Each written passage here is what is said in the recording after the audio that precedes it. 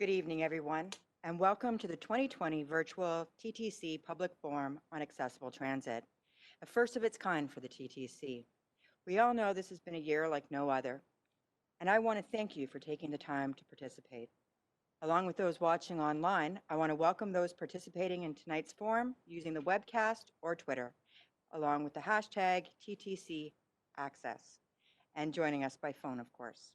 My name is Natalie Poole-Moffett, and I am the Chief of Corporate Affairs for the TTC, and I will be your moderator for this evening. I'd like to begin tonight's event with a land acknowledgement. We acknowledge the land we are meeting on is the traditional territory of many nations, including the Mississaugas of the Credit, the Ananash, the Chippewa, the Haudenosaunee, the Wendat people, and is now home to many diverse First Nation, Inuit, and Métis people. We also acknowledge that Toronto is covered by Treaty 13 with the Mississaugas of the Credit. Tonight is an opportunity for the TTC to provide you with updates on our ongoing work and to provide barrier-free and accessible service that allows for freedom of travel for all customers. Importantly, tonight is also an opportunity for you to ask questions and provide feedback and suggestions about the TTC's conventional and specialized transit service. We will also be providing you updates on the TTC's response thus far to COVID. Tonight's agenda will unfold in two parts. During the first part of the evening, we will hear from our TTC representatives, including TTC Vice Chair Joanne De Laurentiis, Mazen Arabi, the 2020 Chair for the Advisory Committee on Accessible Transit, or ACAT as it's better known, Mark Miss, Head of Service Planning and Scheduling, and Dwayne Geddes, Head of Wheelstrands. Following these presentations, we will have an open forum, which is really an opportunity to hear from those of you who have already submitted questions ahead of time or will be submitting questions during the webcast, over the phone, or on Twitter. The presentation and discussion today will be closed caption and include ASL interpreters. So I'd like to start off our presentation, and I'd like to turn this over and welcome TTC Vice Chair Joanne De Laurentiis to provide opening remarks. Well, thank you so much. Welcome, everyone, and thank you for turning into our virtual access forum, the first of its kind. I'm Joanne De Laurentiis, as you've just heard, and I'm really privileged to be the Vice Chair of the TTC. We do have a number of our board members tuning in, and hopefully we'll hear from them if they have some comments that are useful to you through the evening. We really are looking forward to hearing as much feedback, suggestions, new ideas, compliments, or criticisms from those that matter most, you, our riders. Our mission statement is to provide a reliable, efficient, accessible, and integrated bus, streetcar, and subway network. TTC is fully committed to realizing a transit system without barriers by 2025, in accordance with the Accessibility for Ontarians and Disabilities Act. We've made huge strides in the past decade to make public transit more accessible to everyone. A decade ago, 1,400 buses were accessible. Today, the entire bus fleet is accessible, all 2,100 plus vehicles.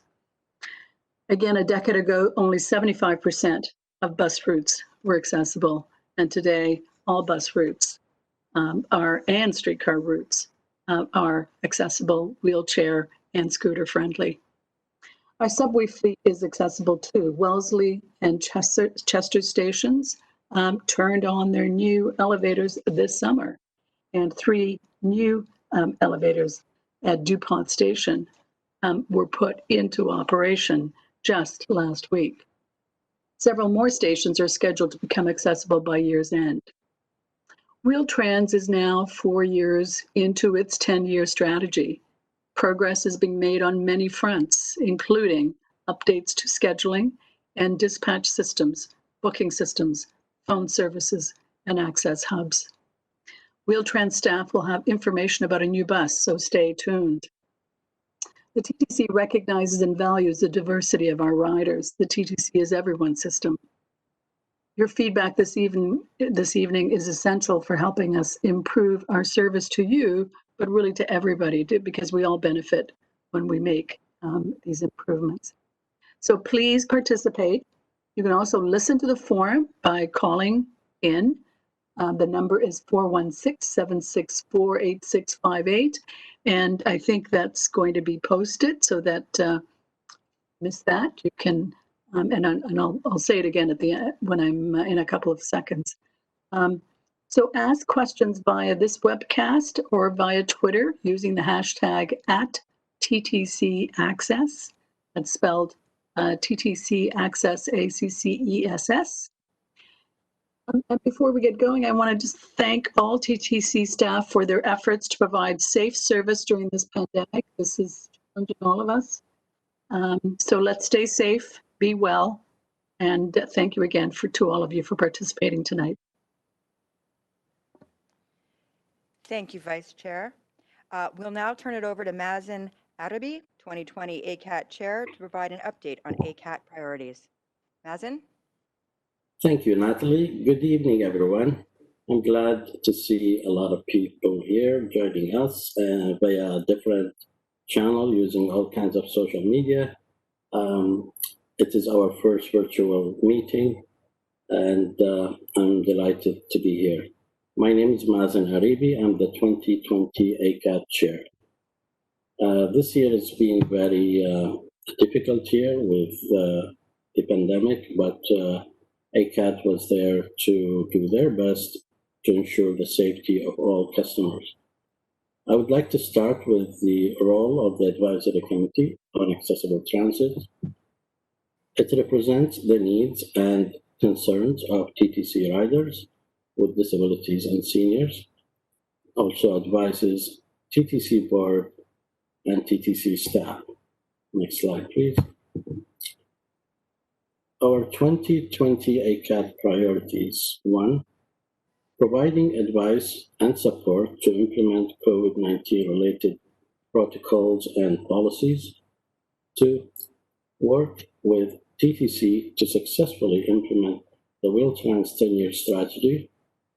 3, advise TTC on integrating accessibility info, TTC policies, and procedures on an ongoing basis. The Family of Service Program, Access Hubs, travel training while monitoring impact of COVID on these programs. Ongoing customer education and awareness. Next slide, please. 4, support TTC staff in implementing the Wheel-Trans self-booking mobile app.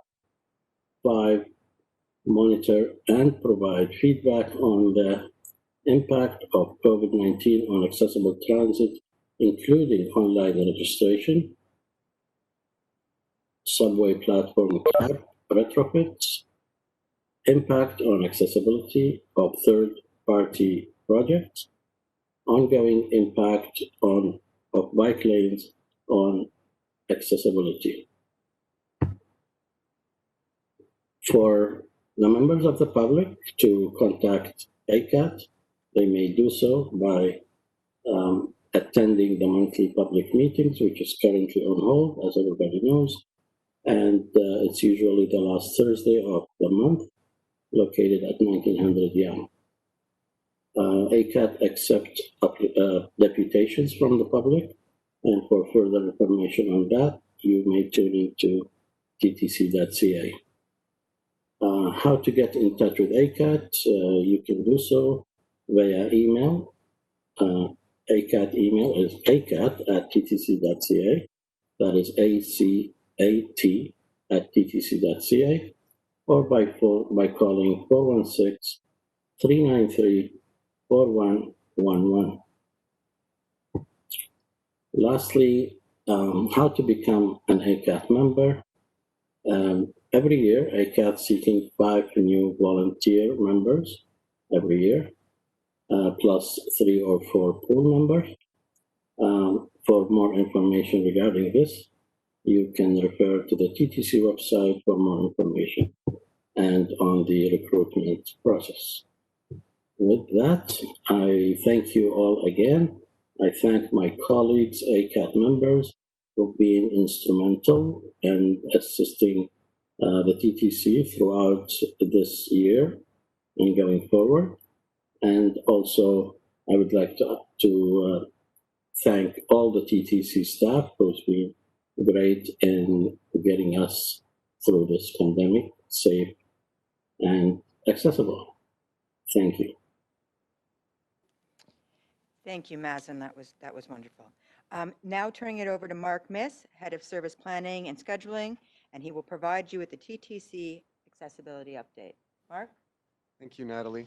Good evening, everyone. I'm Mark Miz, and I'm the Head of Service Planning and Scheduling at the TTC. Tonight, I will provide you with a brief update on the TTC's ongoing work to make the conventional transit system, which includes subway trains and stations, buses and streetcars, accessible to all customers of all abilities by 2025. Next slide. The TTC is committed to ensuring that people of all abilities are accommodated on the TTC during the ongoing COVID-19 pandemic. We are continuing to consult with ACAT to ensure that the valued advice from our committee members is integrated into plans, projects, and policies. In the spring, we implemented and continue to operate a demand-responsive service plan, which focuses on providing service capacity where demand is greatest. In early July, face coverings became mandatory at the TTC while traveling on the TTC. We have distributed thousands of masks, non-medical masks to customers since then. Face coverings are also now required for all TTC frontline staff. In August, we began distributing monthly Pass Presto credits for pass holders who had pre-purchased March and April passes but were no longer able to use them. Distance markings have been installed across the TTC, including on subway platforms and at elevators. Also, which is very important, mobility device securement on buses and assistance with the streetcar ramps continue to remain available at all times. Next slide, please. We are continuing our efforts to make the TTC's conventional transit system more accessible. All TTC buses are low floor, accessible with ramps, and are equipped with external route and destination announcements to make it easier for all customers to find their bus. The external announcements are also now providing important pandemic-related information. Going forward, we are trialing new electric buses across the city, and we are also working to make more bus stops accessible. Over 500 stops have been upgraded to date, and plans are in place to upgrade hundreds more. Next slide, please. We're excited that the rollout of low-floor streetcars is complete and that all of the older high-floor streetcars have been retired from regular service. We have also completed the process of making streetcar stops, nearly completed the process of making streetcar stops accessible. The next major stretch to be completed will be the platforms on Roncesvalles Avenue in 2021, which will take place in conjunction with streetcar track work in the neighborhood. Next slide, please. We are also focused on improving platform gaps based on your feedback from previous public forums. Work has been completed at Eglinton, St. George, and St. Clair stations. This work includes new gently sloped yellow platform edge tiles, as well as rubber gap fillers where possible. We expect to complete this work on 11 platforms by the end of 2020, including Union and Finch stations. Next slide, please. We're also excited to announce that the TTC now has 49 accessible subway stations, now that elevators and other accessibility features were completed at Wellesley, Chester, and Dupont stations over the past few months. We have 8 more stations under construction as we speak, including Wilson, Bay, and Runnymede, and we remain committed to having all stations accessible by 2025. The TTC is also working on a study to prioritize further easier access improvements at key stations once the current program to make all stations accessible has been completed. Next slide. Last year, we received hundreds of different comments and suggestions from customers at the forum. I can assure you that all comments were reviewed and detailed responses and actions taken were provided and are available online at ttc.ca. We will do the same this year. and responses will be provided to any questions that we are unable to get to tonight. Thank you, and I'll turn it over to Mr. Wayne Geddes or to Natalie for that. Well, technically it's to me to turn it over. Right, but yeah. To you, Natalie, then. Turn it over to Dwayne, who's head of Wheel-Trans, who will talk to us about the 10-year strategy. Dwayne? Thank you, Natalie, and thank you, Mark, for wanting to turn it over to me. That's very nice of you.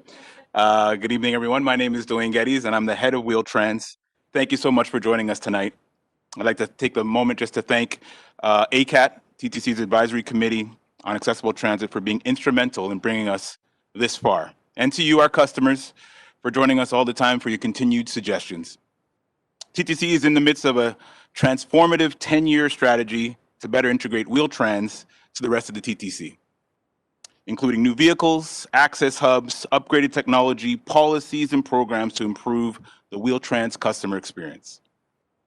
All of these changes are aimed to provide you with better customer experience, and as we move forward towards a system-wide transformation of being fully accessible at the TTC. Just before I get into the 10-year strategy, I wanted to touch briefly on, and we'll go on to the next slide. Steve, thanks. I just wanted to touch briefly on the pandemic and the effects of the pandemic. You'll notice for Wheel-Trans, just before the pandemic, we had 43,000 active Wheel-Trans customers, and we were receiving about 1,000 monthly customer applications. And on peak days, we had 15,000 rides. In our current state, in the midst of this pandemic, we have 40,000 customers, and we're receiving 350 monthly customer applications, and our peak days now are at 5,000 rides. Some of the actions that we've taken to keep our customers safe and our employees safe include mandatory face coverings for our customers and our operators. And to support this, we've distributed complimentary face masks to all Wheel-Trans customers who don't have one. Another thing that we're doing is providing solo trips to our customers to improve and promote social and physical distancing on our vehicles. One of the other things that we've done for our customers is we've added a trip confirmation, moving it up to 7 p.m. so that we can plan your trips even better. Next slide. One of the key components of the 10-year transformation program is the contact center review. At the core of this review is reducing call wait times. As part of this contact center review, we recognize that improvement was needed, and although we've made significant improvements already, we know and we've recognized that more work needs to be done. So a major step to further improve wait times was taken at this past week at the TTC Board meeting on September the 24th. At that meeting, board members awarded a contract to TELUS Communications for Wheel-Trans Reservation Contact Center overflow calls. With this contract, the focus will now be on reducing maximum wait times to 2 minutes, all while still providing excellent customer service to all of our Wheel-Trans customers. Next slide. The cornerstone of our transformation program is Family of Services. And I'm sure we're all aware of it by now, but Family of Services is a trip that connects Wheel-Trans customers to and from accessible conventional TTC, and that's our buses, our streetcars, and our subways, allowing them ease of travel to reach their destination and return back home. Since 2017, we've provided over 1.5 million Family of Services trips. Next slide. Using Family of Services, just to remind everybody, all new Family of Services routes have new stop poles to mark shared Wheel-Trans stops. These new stop poles have blue no-show board attached directly to the pole, and Wheel-Trans customers who use Family of Services will have their routes monitored for service delays and emergencies by our dispatch team. Next slide. Conditional trip matching goes hand in hand with Family of Services. So when you book your trip, you'll receive a trip based on your eligibility, conditions, and abilities. Customers with conditional eligibility have the ability to use conventional TTC when their conditions are not present. Customers who receive conditional eligibility after completing their Wheel-Trans registration will be traveling using Family of Services in 2021. Next slide. Another exciting feature of the transformation program is our access hubs. These access hubs are large, accessible bus shelters which act as a transfer point between Wheel-Trans and TTC service across the city. They're dry and well lit, heated with ample seating, and they can accommodate multiple mobility devices and our service animals. We currently have 16 access hubs all across the city. Next slide. Something that we're also very, very excited about, our new mobile application. It's finally here, and it's currently being piloted by some of our ACAT members and Wheel-Trans customers. This mobile app allows customers to book, cancel, modify, and view trip history. You can receive messages and service alerts impacting your trip, and you can find the location of your Wheel-Trans vehicle in real time using the app's Where's My Ride function. On to the next slide. So many exciting things in my presentation here. This is one that Vice Chair De Laurentiis kind of teased about in the beginning. This is our new vehicle. This is our new 7-meter ProMaster vehicle, and you'll start to see it on the road soon in the coming weeks and months. This is, just to give a bit of a description, it's a little bit smaller than our current older vehicles, our friendly vehicles, the older style Wheel-Trans vehicles. And they're a little bit bigger than our newer ProMaster vehicles, the van-looking vehicles. So it's an in-between vehicle. We've made a lot of improvements with the help of ACAT to get this vehicle out on the road. So currently, we've received our first vehicle. It came in September the 15th. And we're going to have ACAT review it for the next few weeks. And then shortly after that, you'll start to see it in service, probably at the end of the month or into November. And that's when customers will be able to give us feedback on this brand new vehicle. So there you have it. That's another exciting point of our transformation program. Next slide here. We're just talking about some of the things that we've continued to do and we do very well. This is our community bus. And our community bus service continues to service various communities in the city of Toronto. It's fully accessible. It provides scheduled service on a fixed route.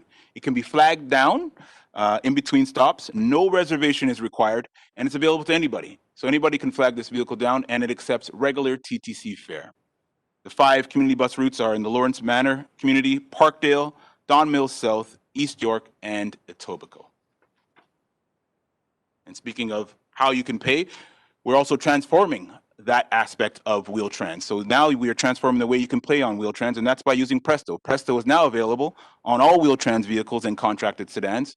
And to assist with this transition, Wheel-Trans issued complimentary Presto cards to all active Wheel-Trans customers in early 2020. This is my last slide, so we're getting ready to hear from you. This is about new customer-focused policies. We implemented 20 of these policies, and development for these policies included looking at industry best practices, reviewing different consulting with key stakeholders, and of course, involving ACAT, the TTC's advisory committee on accessible transit.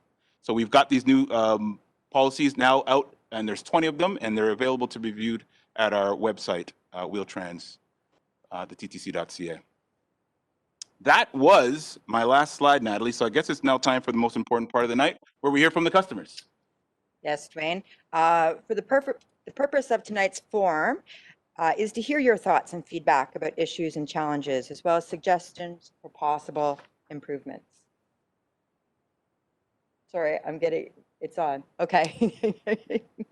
And responding to your questions and comments will be the TTC panel tonight, including Kirsten Watson, our Deputy Chief Executive Officer, Matt Haig, Senior Planner, System Access, along with Dwayne, Mark, and Mazen.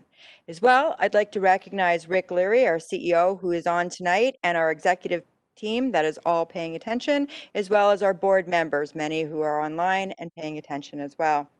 As facilitator, my role is to ensure that tonight's discussion takes place in a respectful environment and that we can hear from as many of you as possible. We do ask you try and keep your questions to 1 minute, please. If you do not have a chance to share your comment or ask your question tonight, then you can do the following. There are other ways that you can participate. As this event is live streamed, those watching from home can ask questions through the webcast directly. You can call us at 416-764-8658. You can also ask questions through Twitter using the hashtag TTCAccess. Periodically throughout the evening, we will share back to you some of what we are hearing online. In terms of process, we will open the phone line to hear your questions from customer callers. We will read out several questions from those that were already submitted in advance of tonight's live stream, as well as read out questions from Twitter and the webcast. We will then turn it over to our panelists to address these questions. If we have time, we will do several rounds of these. If you do not have a chance to share your comment or ask your questions tonight, then you can do it following this event. I will provide information about that before we leave tonight. We will be posting answers to all of our questions online in the next day or so, and this will include both those discussed tonight and those questions we did not get a chance to answer. Now, this is your opportunity to share your thoughts and comments and ideas. Operator, I'm turning it over to you. Joanna? There are currently no questions on the phone lines. Thank you very much. Deb Brown, can I turn it over to you for some of the questions that we received already? Yes. I'll read you a few. This is from Sarit Kamalan. Why does your scheduling system include rush hour routes with the first pickup at the east end of Scarborough and the second or third pickup at the west end of Etobicoke before dropping customers downtown after 2.5 hours and vice versa? Next question from Linda. I have a permanent disability. Can someone investigate why, when renewing my support person card, I am required to go through the hassle and inconvenience of having the disability verified in writing by a healthcare professional again? In fact, why does the card expire at all if one has a permanent disability? From Elise. Wheel-Trans is a service which includes people with cognitive disabilities such as dementia as its target audience. Why don't you have more accessible or appropriate methods of payment for this client group? Presto Card is not appropriate for elderly people with dementia. They don't understand the concept, and their disability may cause them to lose track of the Presto Card. There should be an option to be invoiced on a monthly basis. From Elena.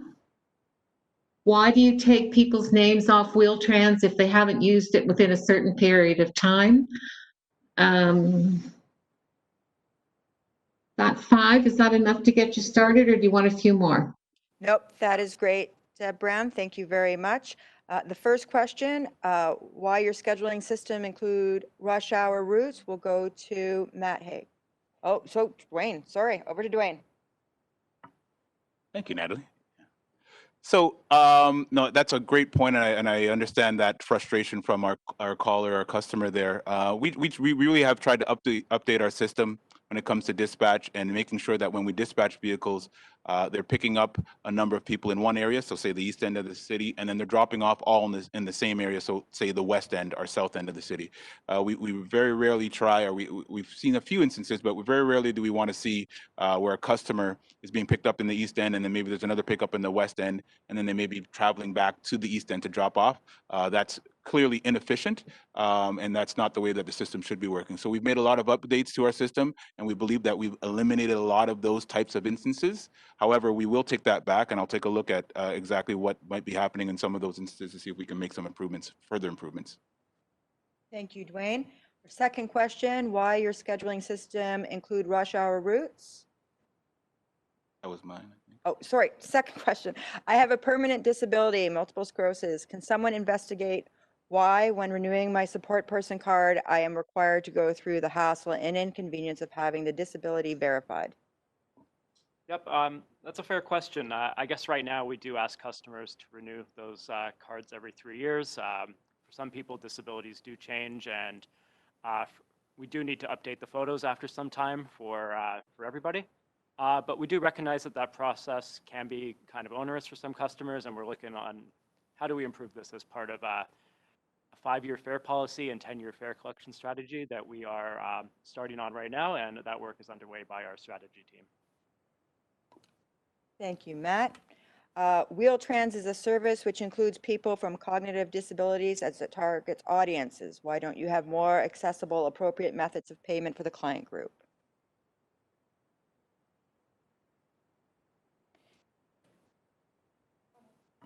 Dwayne? Yeah, I'll take that one. So this is another good suggestion from the customer.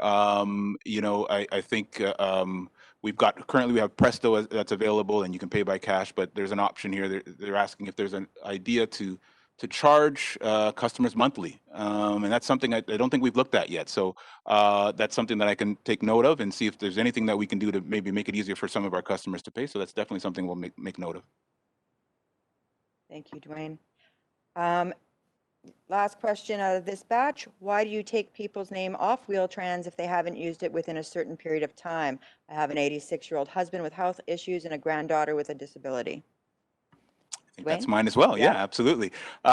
So that is currently our procedure. So what happens is a lot of customers may only use the system once or twice a year, and then oftentimes they may not use it for many, many years, and conditions can change. So it is our current practice and our policy that if you have not used it for 12 months, so a full year, we've assumed that you no longer require the service, or something has changed in your health, so it becomes inactive. However, it's a very easy process to reactivate the reactivate your account. You can simply call our customer service team and let us know what's been going on, and it's just a matter of a few minutes, and we'll reactivate that card for you. But it's just an easier way for us to keep tabs of how many active customers we have, and we're able to plan rides appropriately, supply and demand, and be able to provide the best service for our customers.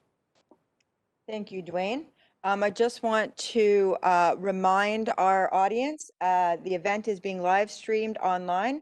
Those watching from home can also ask questions through the webcast directly. You all can also call 416-764-8658, or you can ask questions through Twitter using the hashtag TTC Access. Operator, do we have any live questions? Question on the phone from Luis Pereira. Please go ahead. Hi there. Am I on? You are. Hello? Can't hear you. Okay. This is regarding Wheel-Trans. I've only used it once. My experience was nice, but I have a few questions. I used one of those taxi vehicles. Do those taxi vehicles belong to Wheel-Trans?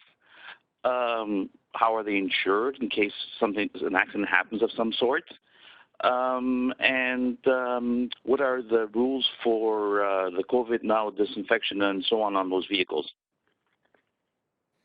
Thank you very much. Dwayne, would you be the right person to answer this question? Wonderful, thank you.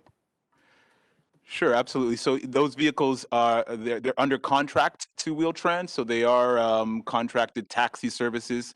I think one of the questions was, are they insured? Yes, they are insured. And are they disinfected? Absolutely, they are. So they go through the same rigorous cleaning that we do with our vehicles, and they have cleanings that their operators are required to do, and they also wear the appropriate PPE when they're operating vehicles as well.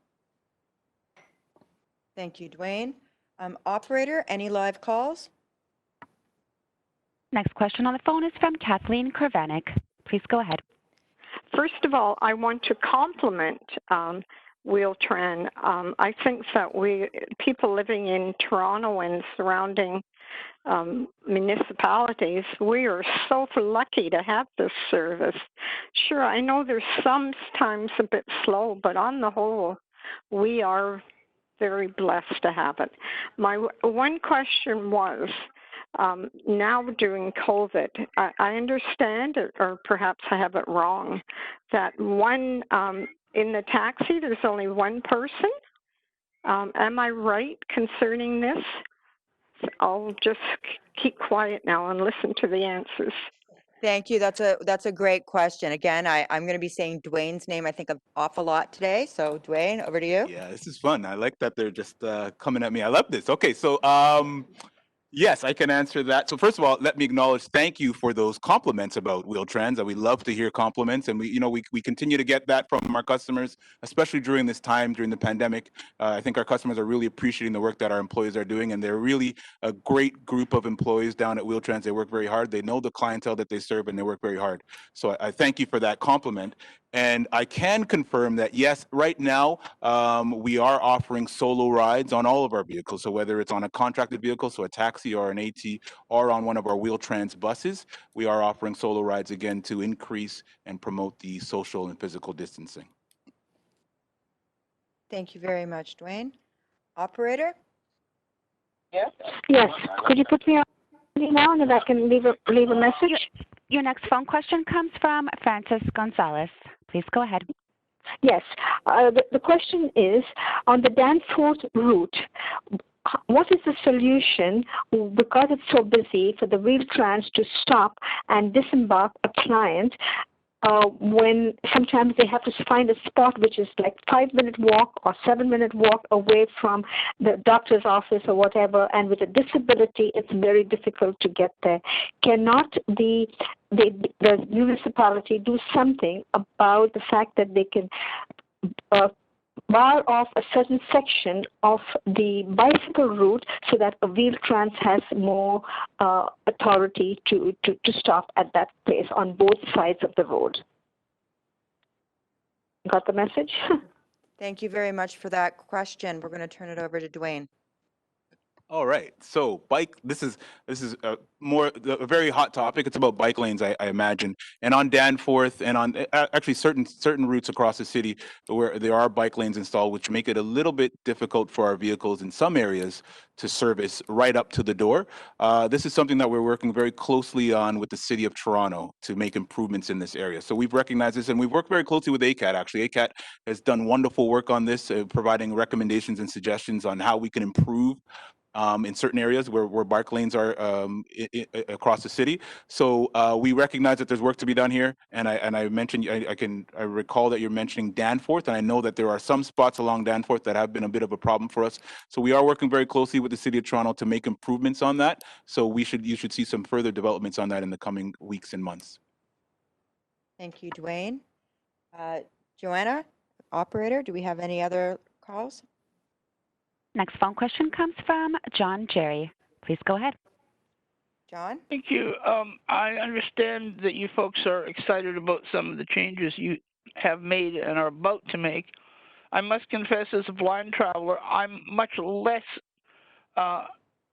supportive than you folks are. I mean specifically the change in the King streetcar line where the streetcar stops on the far side of the street, the plan to remove fare collectors from their booths. I'm not sure as a blind person how I'm expected to find a person in a subway station if I need help.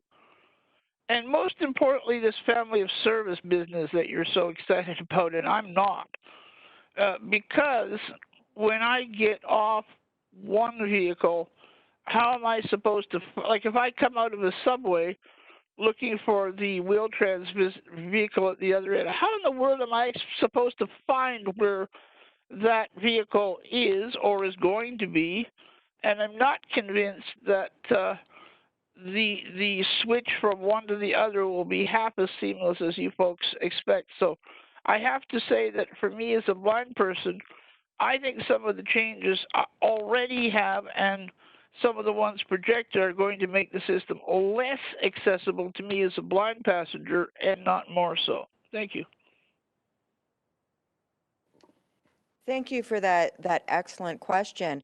We're going to take three people to answer it, though. It's going to be Kirsten Watson's going to start, and then she's going to change it over to Dwayne and then Mark so that we can get a full and robust answer for you. Yeah, thank you for that question. I'm going to answer the aspect with respect to the collector being out of the booth, and we're moving to the customer service agent model. The customer service agent you should be able to find at the fare line, and I think it's actually to some benefit to customers who may have accessibility issues around the stations, because that person is now out of the booth and able to help and give hands-on assistance. So I think that hopefully that the customer service agent can identify that you may need assistance or will offer that assistance. And of course, through ACAT, we'll take any feedback on that as we slowly remove people out of the booths. Thank you. Dwayne? Thank you. So again, another very good question. So this is about Wheel-Trans and the family of services model. So I just want to remind everybody about family of services. So we recognize that family of services may not be for every one of our Wheel-Trans customers. We recognize that. So out the top, what I mentioned was that customers who would have conditional eligibility would be eligible for family of services. Those who are not able to use the conventional system or not have that mixture of Wheel-Trans and the conventional system would still continue to receive our full full door-to-door service on Wheel-Trans. Another thing that I would want to mention here, it's a good time for me to just mention travel training. So travel training is something that we offer at TTC at Wheel-Trans to help to implement or to integrate customers who may be a little bit nervous or apprehensive about using Family Hub services. This is one-on-one training that will allow you to go out with one of our trained specialists to help you navigate between a bus, a Wheel-Trans vehicle, a subway, and they'll be able to show you exactly how you would navigate the system using our full fleet and full suite of conventional buses and streetcars and subways. Another thing, though, is that our operators will be trained and are trained to recognize when you are coming off of a vehicle from a Family of Services trip. So if you're coming off of a bus waiting at a bus station or a bus stop or a streetcar stop, they're trained to look out for you. So they would be approaching you to assist you into the Wheel-Trans vehicle. So that would also help in the transition. However, overall, if Family of Services doesn't work for you, then we recognize that and you would continue to get door-to-door service. Thank you, Dwayne. Mark? And to the question regarding navigating King Street and the King Street pilot, I just want to reiterate Dwayne's comments regarding travel training. If that is a requirement, we're happy to offer that service once that comes up again. The other thing I'd like to point out that all stops have poles, and moving forward on platforms, we will be adding tactile tiles. So there's a couple of elements there that will help you use the service and get you to where you want to go. Thank you. Thank you, Mark. I'd like to turn it over to Haley, who is doing our social media. We have a question from Twitter. Haley? Thanks, Natalie. So someone on Twitter is asking about making our online and digital tools accessible using Canadian solutions such as OpenDoc.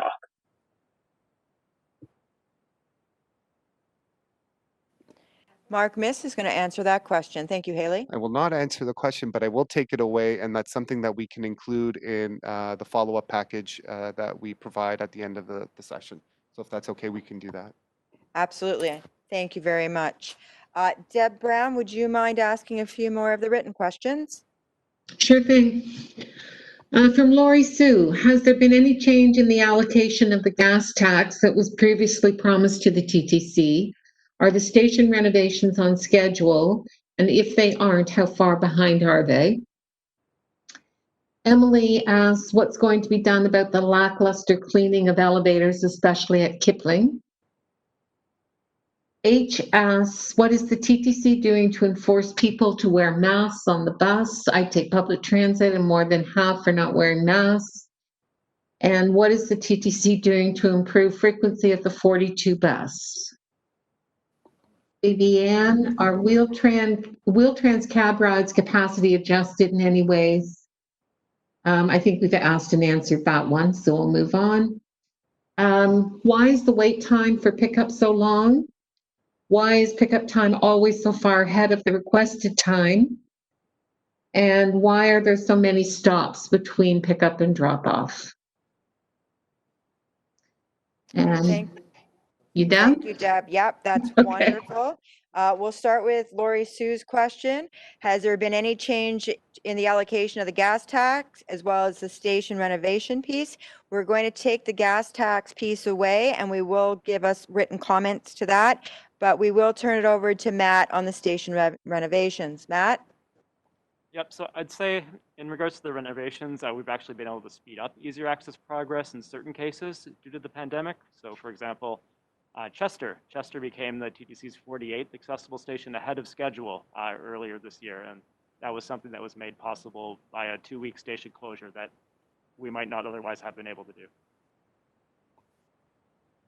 Thank you, Matt. Next question. What is going to be done about the lackluster cleaning of elevators, especially ones at Kipling? I'm going to turn that over to Kirsten Watson. Yeah, I think that that's a known issue. I think as we've seen through the pandemic with ridership dropping and public washrooms being unavailable to people in some circumstances, we've seen an increase in use in our facilities and our stations. And Kipling, it's a challenge. We are tackling it. We are increasing the cleaning at Kipling and addressing the issues. Generally, we clean the high touch point stations about 3 times a day. We've done some, we've had to, for example, we've had to replace the floor in the PAPE elevator as an example because we've had issues at PAPE. So we're addressing the issues as they come up, but to the point of the caller, I think is it Emily who was the caller or the question? The question was from, sorry, That's okay. Emily, yes. Yeah, Emily. So, I mean, I think the Kipling issue is known and we're tackling it, and I hope you'll see an improvement. Thank you, Kirsten. Next question, what is the TTC doing to enforce people to wear masks on the bus? I'm going to turn that over to Mark Miss. Maybe Kirsten, you can answer that question. Yeah, sure. I can jump in on that one. So I think our approach with the mask usage is we're looking for, voluntary compliance. And I think through our audits, we're seeing compliance in the order of 95, 96%. So very, very high compliance rates. And I think we also have to keep in mind that, some people cannot wear a mask. Some people have an invisible disability. And so we have to be conscious of that. So at this point, we're not going to engage in sort of enforcement. What we're doing through our communications campaign and other methods, we're handing out masks, for example. We've almost handed out 1 million masks through public agencies and through the system to encourage people to wear masks. And my own observations are that we've got a very high compliance rate, not only in the system, but just generally in the public as we see more COVID cases out there. So that's been our approach to date, but stay tuned. Things are evolving. This pandemic has been, we've had to evolve quickly, but that's where we are today. Thank you, Kirsten. Last question from this batch was in regards to Wheel-Trans. Why is the wait time for pickup so long? It's sometimes 30 minutes to an hour. Why is pickup always so far ahead of the requested time? I'm going to hand this one over to Dwayne. Thank you. That's one of the questions that I think we've answered already in terms of why. I think we were talking about why sometimes they get there a little bit late. We talked a bit about the challenge with the dispatch and how we're trying to update the system. So we are working on updating our scheduling system to make sure that we get a little bit tighter with the pickup times. But I do want to point out that our on-time performance at Wheel-Trans is over 90%. So we are meeting our customers' requests over 90% of the time, making it on time. There are some times where there's invariable different things that may be happening in terms of traffic or congestion, or sometimes vehicle issues or collisions. So those sort of things, those anomalies happen, and then we tend to get a little bit behind schedule, and we try to make adjustments. But on overall, we do try to make sure that we're meeting that on-time performance as best as possible. Thank you, Dwayne. Mark? Yes, and in response to the question about the 42 comer, we know, I'll just give you a bit of background in terms of ridership. System ridership right now, as of last week, is at 37%. We know that customers board multiple vehicles to complete their journey, so we also measure boardings. When we look at boardings by mode, of course, bus has been leading the way in terms of recovering from a pre-pandemic levels. It's at 51%. In respect to measuring the number of customers per vehicle, we're really watching closely 50% capacity, which represents 25 customers or more per bus. Overall, 91% of trips throughout the day have less than 25 customers per bus. And so for those trips that are higher than that, we have implemented a demand responsive service plan. And essentially what we are doing is deploying flexible buses to where demand is the highest. And so that's a long preface. When we look at it from a corridor by corridor level and by time of day level, we find a number of the large corridors within the city of Toronto, including Finch, Steeles, Lawrence in the East End, Jane, Wilson, Finch also in the West End, are very high from a demand perspective. When we compare that to a route like Comer, it is far less, and number of instances where we exceed that threshold is far below. So at this level, I think we'll watch Comer from an operations perspective. If we can make any improvements to ensure that service reliability is where we expect it to be, we can make any adjustments there. But in terms of adding a service level, there's many routes throughout the city that are, I guess, very high priorities for us. Thank you, Mark. Operator Joanna, do we have any live questions? Next question on the phone is from Jennifer Griffiths. Please go ahead. Thank you very much. First of all, I want to preface my question by saying that I love Wheel-Trans. The drivers, the customer service representatives, the order takers, etc., are absolutely stellar. And if anybody has been late, they have apologized profusely. That's the good news. The bad news is, as a totally blind woman who uses a guide dog, I have major concerns about your family of services. First of all, I want choice. I have used Wheel-Trans and public transit judiciously. In other words, I have decided when I would use Wheel-Trans and when I would use public transit. I'll give one or two examples. For instance, when I go out to Warden Eglinton from my place in the Bathurst and Eglinton area, everybody knows that the Metrolinx LRT is alive and well. Construction changes almost all the time. You could give me all the travel trainers in the world. It won't work when I go to particular areas that are not on the subway line.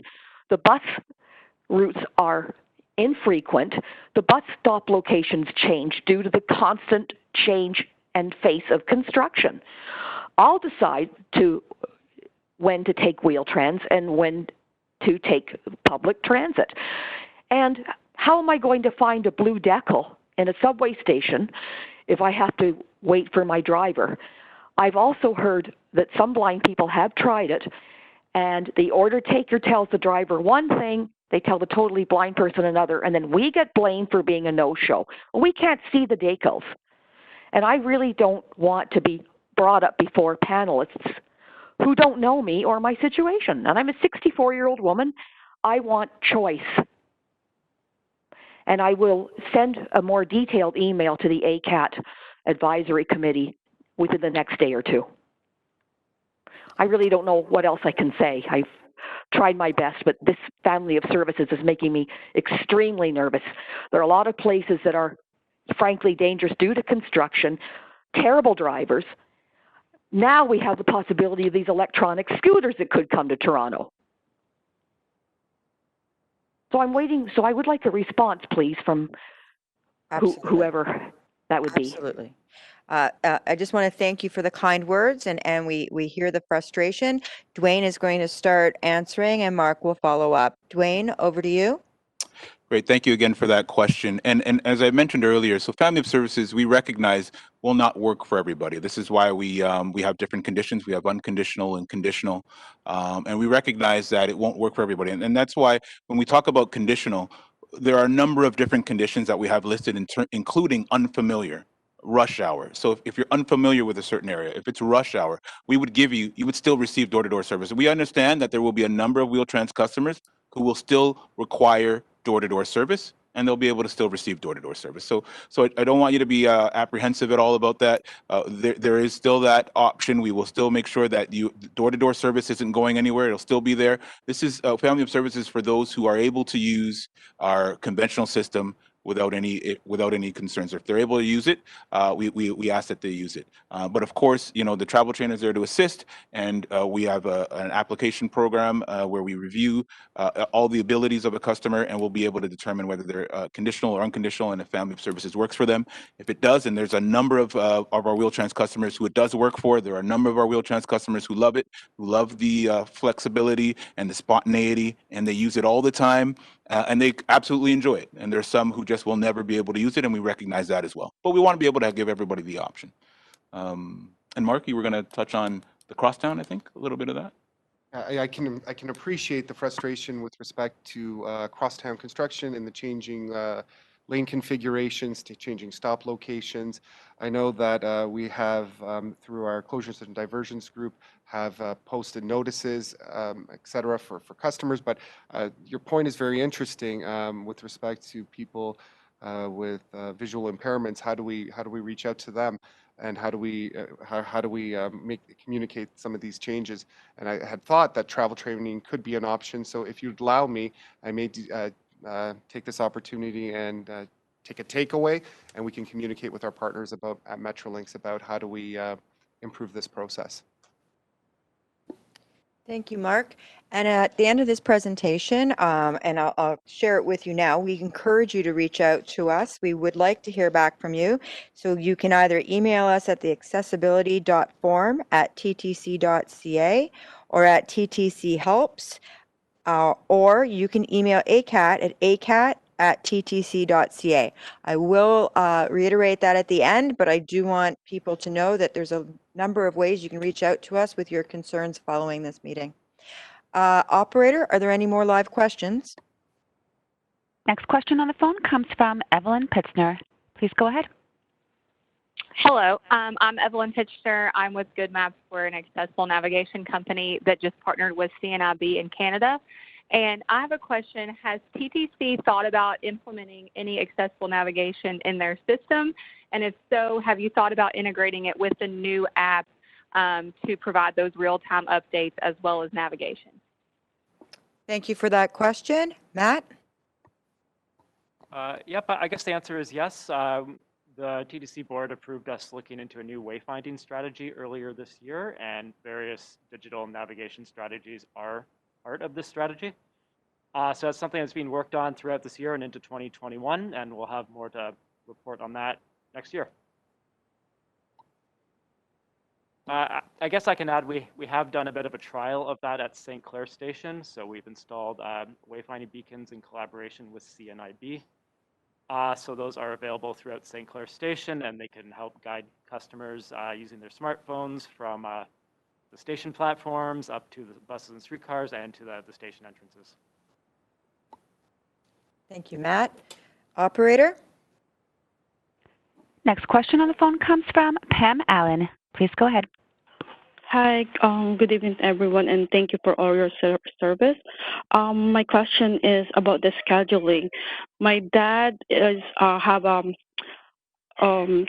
schedules the same every week, and my concern is sometimes he's scheduled at 9:30 in the morning when he's supposed to be at the hospital at 11:45. So I have to call in all the time and to reschedule it. And most of the time they tell me to call in a day before the pickup time. So is there anything you can do about it, please? Because I don't want him to go to the hospital that early when it's only like 15 to 20 minutes drive from our home. And Thank you. I don't want him to go there and get exposed to COVID or something. Right. No, that's a great question. Dwayne? Thank you for that question. And I will say that that is a little bit concerning for me. I don't think, especially if you're scheduling it the same every day, you're going to the same spot. I know that, you know, when we schedule vehicles, we won't always get the same vehicle, and we have different drivers on different days, and anything can happen in a particular day. But we do try and get as close to the scheduling pickup time and drop-off time as possible. So, you know, 2 hours ahead of that time is a bit of an abnormality to me. I'm going to ask that if we could follow up with you specifically, if you could call our customer service team and give us the details on that. We really would like to take a look into that one, because that's not something that seems that should be happening regularly on our system. So if you could call our customer service team, give us the details, and we'll take a nice close look into that and make sure we can adjust that. Thank you, Dwayne. Operator? The next question comes from Roseanne Papadopoulos. Please go ahead. Hi, thank you. So congratulations on these great initiatives, and I've seen great improvements over the last 10 years. Wheel-Trans personnel are excellent. I agree with the previous caller that permanent disability shouldn't require to update their support card every 3 years, but possibly every 5 to 7 years. And pre-COVID, there were many occasions where I've been in the vehicle for more than an hour and a half. So I just wanted to mention that before I ask my questions. And just want to make one more comment that if you can please ensure third-party contractors like BEC are trained to accommodate individuals with disabilities. So my question, when I have a 12 p.m. pickup for a 12:15 drop-off, why do I have to wait 30 minutes before I can call the priority line? And how is the priority line a priority when I'm waiting for 20 minutes? Thank you. Great question. Dwayne? Thank you. Yeah, that is a very good question. And you're absolutely right. The priority line, you should not be waiting for 20 minutes. We should be answering that call right away. I mentioned off the top that we were able to, we recognized that one of the areas that we need to work on in our transformation program is the contact center wait times. That includes the priority line. This new contract that we have with TELUS is going to be able to free up some resources for us and be able to answer more calls more frequently. That should also result in reduced wait times for our priority line. So you'll start to see improvements there. I definitely want to see more improvement in that area as well. In terms of the pickup time, you mentioned 12, I think it's 12 p.m. pickup time. And like I mentioned earlier with the pickup times, we really do try on making sure that we get the times as close as possible to your requested time and that we drop you off as close as possible to that drop off time. Again, different things can happen on different days that would cause us to be a little bit late picking up. And in terms of calling after 30 minutes, that is part of our policy. We ask that you wait for 30 minutes before calling for us to make some adjustments. That helps us to make sure that we use all of the resources as best as possible for all the other customers that are out there and getting them the best ride as possible. Thank you, Dwayne. Appreciate that. Deb Brown, do you have a couple questions?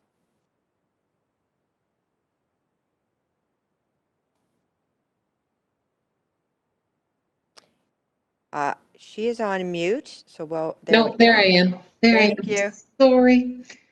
I've got a couple from Sal.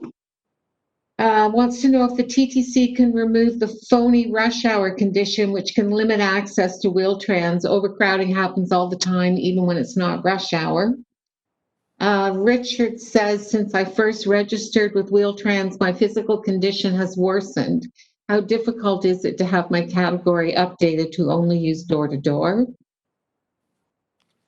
Sal wants to know again from Sal if the TTC can say something in its advertisements about the bullying and bystander problem when disabled customers request a seat and get attacked for doing so. Sal also wants to know why the single seats in the middle of the bus near the back door are only red and not blue when disabled people might need them for safety and also for safe egress. Thank you, Deb. That's wonderful. We will start with Sal's first question. Can the TTC remove the phony rush hour condition, which can limit access to Wheel-Trans? Overcrowding happens all the time. Dwayne? I'll take that one. I think that's related to our rush hour condition at Wheel-Trans. So the rush hour condition is, again, it's for customers who are not able to travel during rush hour. And there are set times that we have for rush hour. Of course, that's been there just to ensure that for customers who are not able to travel with the heavy crowds, that you take our door-to-door service. Of course, if there's an issue with traveling at other times, you can always contact our Wheel-Trans customer service team and we can make adjustments to your personal profile. Just want to mention again, I know a lot of customers are wondering about family of services and our different types of conditions. There are a number of different conditions that are related to family of services, including unfamiliar and rush hour and traveling at night. And we try to capture everything, but we know that there's still a work in progress to be done here. So if there are different things that we recognize where one of our customers are not able to use our conventional system, of course, we're going to be working with them to ensure that they get the best possible service, and that may include door-to-door service. And I think that was about the condition. And then there was there another question about There's updates? a couple more questions, but I'm going to put them in the order. Okay, great. And Sure. then go Sorry. back. We had a question from Richard. Since I first registered from Wheel-Trans, my physical condition has worsened. How difficult it is to have my category updated? I can answer that one too. Yes, Absolutely. I thought there was another one there. Yes, so that's not a difficult process at all. Again, that's something where you can call our customer service team and they're able to update any condition that you have. So you'd fill out another application and be able to submit that, and we would update the condition based on whatever the new conditions are. And this is one of the reasons why, again, I spoke to this a little earlier. It's so important that we get up-to-date information, and that's one of the reasons why if we don't hear from you in 12 months, it becomes inactive. And then that's why we ask you to call us, give us an update on what's going on with you so we know we get the most up-to-date information about your condition. So it's not a difficult process at all. You can give us a call our customer service team, and we can walk you through it and get that updated for you. Thank you, Dwayne. Sal had another question asking, can the TTC say something in its advertisements about bullying and bystander problem with when disabled customers request a seat and get attacked for doing so? I was going to say we can hand that one over to Deb Brown or myself.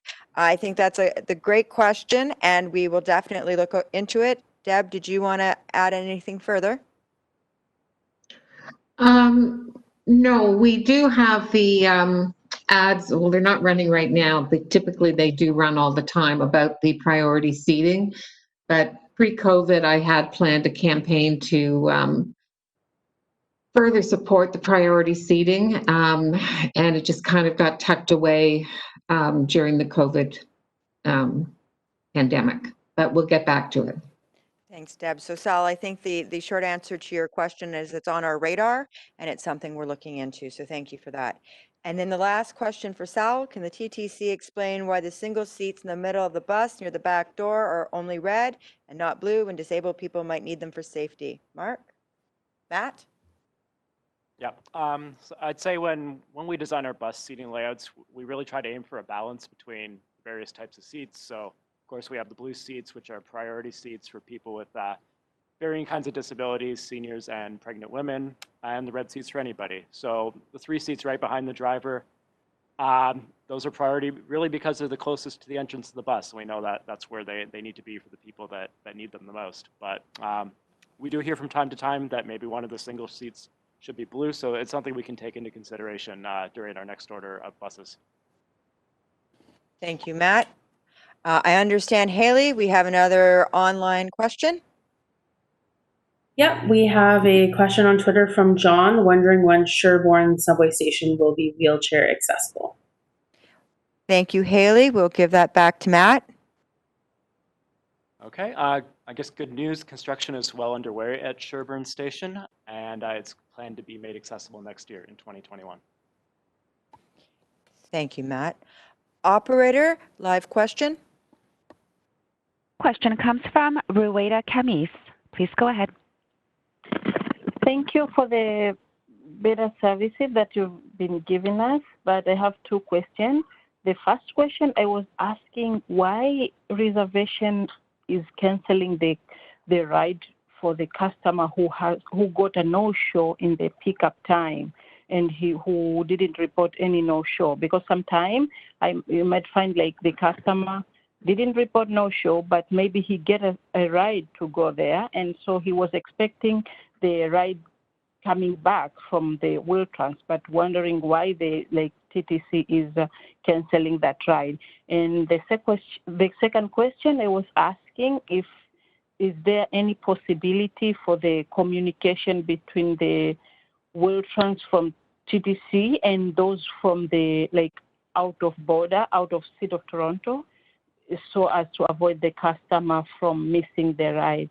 And one more additional question, I was asking why does the TTC don't allow the driver to call the customer or TTC themselves to call the customer in case of anything? Thank you for those great questions. Dwayne? Thank you. So yeah, these are really good questions, and I'll try and answer the first one with a little bit of background in terms of our policies. So it sounds like the customer on the phone was asking about why would a reservationist cancel a trip because of a no-show if they weren't really no-showed. So I will say that a reservationist wouldn't cancel a trip if you didn't no-show. However, there are policies, part of the 20 new policies that we talked about as part of this transformation program, related to no-shows and cancellations. So if you get a certain amount of no-shows or cancellations for a month, you accumulate a certain amount of points. And if you accumulate that number of points, you would be issued a letter that talks about a suspension of service. However, you would be made aware of this beforehand, so it wouldn't be canceled without you knowing. But if there are a number of no-shows or cancellations on your file, you would be susceptible to a suspension. And that's just part of our policies. We do that just because we want to be fair to all of our customers. And the no-shows and the cancellations do add extra time onto the driver's trip. So if they go to a particular location and you're not there and they've got to wait, then that adds on to the next trip that they're supposed to be picking up the other customer at. So that can contribute to delays for our customers and people waiting extra long. So we have to put something in place, a policy in place that can help to try and control that. So that is essentially what happens when it comes to no-shows and cancellations. If you have them and you have a certain amount of them, we will end up issuing a suspension. But you would be made aware of this well beforehand. So if you have questions or anything related to that, you can call our customer service team, or you can take a look at our website with all the updated policies. So that's related to cancellations for rides. When it comes to communication between cross-border, I can tell you we do have a working group that we work with. And I'm going to just, Mazen, I'm going to throw it to you in a second because I know you know a little bit about this, but I'll talk a bit about the working group that we have with our GTHA different cross-border agencies. So with Peel, Durham, and York, we work with them very well. And we try and work on all of our different policies to make sure they're in line with one another, and that way we can ensure that the most smooth and efficient customer experience for our customers who are traveling cross-border. So we have a management group that works with the GTHA, and as well we have an ACAT and a similar committee, advisory committee related to accessible transit across border. And I wonder, Mazen, if you want to talk a little bit about that work that's being done on that working group? Sure, Dwayne. Thank you for the question. So at ACAT, we recognize that it is important for customers to seamlessly transfer from one municipality to another. So there are few transfer points that are located in certain locations where it will be a smooth transition. However, we have created in 2018 a GTHA AAC, Accessible Transit. So a GTHA ACAT equivalent members to have meetings and discuss items that how can we make transition for customers to transfer seamlessly as easy as possible. So we're looking at trying to select the locations, and we also agree on a lot of issues and accessibility features that what will work in Toronto will work in York Region, and so on. We also have an agreement between Toronto and, I believe, more than 12 municipalities that if you are registered in one municipality, you will be automatically registered with all, but you need to apply for it. So once you apply for Wheel-Trans, you will say, I'm interested in Mississauga or York Region or whatever. And also there is a working group. So there's, as I said, two. One is ACAT equivalent, and one is the staff itself of each municipalities. Those staff are meeting regularly. They have tons of meetings, and they discuss up to date, especially during COVID time. They have all the policies and procedures, and they share them. And should the staff need advice from the advisory committee, they will come to us. So the GTHA AAC currently on hold, but the working group is working. So staff are meeting. Thank you. Thank you, Mazen. That was great. Operator? There are no further questions from the phone at this time. Thank you very much. Deb Brown? Okay, Phyllis asks, how safe is it on my ride on bus, taxi, or van? And is it mandatory for all drivers to wear a mask? Herb would like to know when Wilson and Yorkdale stations will be accessible. Miracle would like to know when TTC customer service phone lines will be going back to 10 p.m.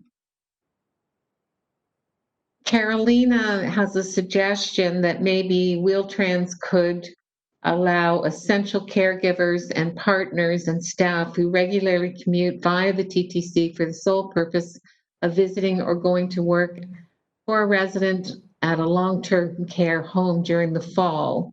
So I guess she's looking for Wheel-Trans to be made available to essential caregivers during this pandemic. Elita I think this has been answered. It's the demand service. And then Giddy would like to know of the COVID precautions taken by Wheel-Trans transporting people with intellectual limitations. Is there more than one person allowed in the vehicle? Thank you, Deb. Okay. We'll start with the first question from Phyllis. How really safe is my ride on bus, taxi, or van? Is it mandatory for all drivers to wear masks? Over to Dwayne. Thank you. Yes. So I can tell you that it's very safe to be driving on our Wheel-Trans buses, taxis, and van. I mentioned earlier about the cleaning measures that we're taking on all of our vehicles. That includes the taxis and the vans, so they do get disinfected, as well as all operators are required to wear PPE. So I think the second part of that question was, are they required to wear masks? And the answer is yes. Every single one of them, whether they're contractor or one of our Wheel-Trans operators, they are required to wear a mask. There was another question about essential workers using Wheel-Trans during the pandemic. We've been working a lot with our Wheel-Trans operators and the contract services to provide the type of services that we're providing right now for our customers, those who absolutely need it, our vulnerable customers, and providing solo rides. And that has definitely been a chore for our team to do. So providing services beyond that would be a little bit tough, to be honest with you. It'd be a challenge for us to do that. So at this time, I don't think that's something that we could do. And the last point was about intellectual, if we had a customer with intellectual cognitive disabilities, if somebody's allowed to travel with them. And that's considered a companion or a support person, and that's absolutely allowed. So you are allowed to travel with somebody who has a disability. If you're a support person or if you live in the same home, those are the few exceptions of when there wouldn't be a solo ride. That's when there'd be a couple of people in the vehicle, and that is certainly absolutely allowed. Thank you, Dwayne. Elita asked, what is being done about Weston 89 and Jane 35 packed buses? I'll send that over to Mark. I can tell you that starting October 4th, that I believe is Sunday, we are recalling approximately 100 operators to provide more service. Approximately 80 of those are bus operators. Excuse me, I'm going to take off the mask because those operators will be dispatched on some of the busiest routes in the city, including Jane and Weston. Looking forward into November, we will be recalling the 935 Jane Express route, so that's additional service on Jane Street. And early into 2021, we will most likely be recalling and restoring service on the 989 Weston. So moving forward into the new year, we believe that we'll have much more service on those corridors. Thank you, Mark. Those are the questions, because you, Dwayne, very kindly did it in bulk for me. No, I thought that was great. I'm like, I just sliding through. So that was wonderful. Operator, do we have a live call? You have a question on the phone from Robin. Please go ahead. Perfect. Thank you. Hi there. I have a few questions. The first question is, why do the taxis seem to travel in a circle? And what I mean by that is the previous caller said they were a ride for an hour and a half. And if I take the subway south, I go south. If I take a bus, I go south, and then I go east when I want to go south and east. But that's not how the Wheel-Trans taxis seem to work. When they pick me up, they will go from like Mount Pleasant and Eglinton, and then they'll go to Bathurst and Eglinton, and then they'll go north, and then they'll come back east around. So it's like they're traveling in a circle, whereas the ride should take me 15 minutes, it could take an hour. So I'm just wondering if TTC is trying to do anything in the future to have a navigation system where if you're going to go east and north, you might be doing carpooling east and north. So that's my first question. And the second question is, I have a non-traditional disability with sensitivity to motion. And so they kept wanting to go west to up Yonge Street, the busiest street possible. And when I'd call customer services and say I couldn't go up that street, they would tell me they can't accommodate me and maybe the TTC service is not the service for me. So those are my two questions. First of all, I'd like to start by apologizing. That's not the TTC way. Dwayne, I'm going to start with you. Would you mind answering the question? Yes, sure. So I will go in reverse order there. So for the non-traditional disability, that's a very specific condition that we'd have to definitely look into. So I'm going to ask, I mean, I wouldn't be able to give a specific answer right now without knowing exactly what's happening with your customer profile. So I would ask that you contact our customer service team and we can take a look into this a little further to see exactly what's happening there. And again, if there are further concerns beyond that, I'm going to ask that you escalate that to our manager of customer service so we can take a deep dive into that look and see if we can make some adjustments to your profile.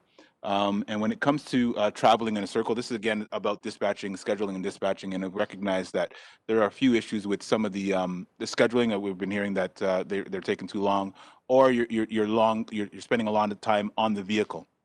I do want to take a quick moment here just to explain what we try to do with the system. We do try to pool passengers together from one area and then go all the way down. So if they're in the East End, pick them up in the East End and then take them to the West, or if they're in the East End, take them to the South. So that is essentially what the system is trying to do. It's trying to be as efficient as possible with all the rides that we have, so that we don't really to draw out all of the drivers. We want to make sure that we're picking up people efficiently. So the system does try to do that. I do recognize that it is a software system, and there may be some times where there are some errors in the system, and that's something that we need to continue to work on. So we are in the middle of a transformation program where we are updating our scheduling system and our software system to make sure that we limit those types of situations where customers are traveling too long. So I do want to let you know that I've taken that note, and I've heard it, I think, from 2 callers tonight. So I do recognize that, and I'll make sure that our team takes a look at that in our dispatch team, and we take a look at the system to see if we can make some improvements there for our customers. Thank you so much, Dwayne. Operator?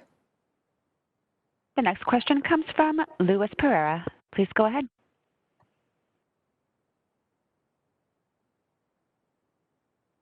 Luis, your line is open. You may proceed with your question. Luis? Yeah. Do you have a question?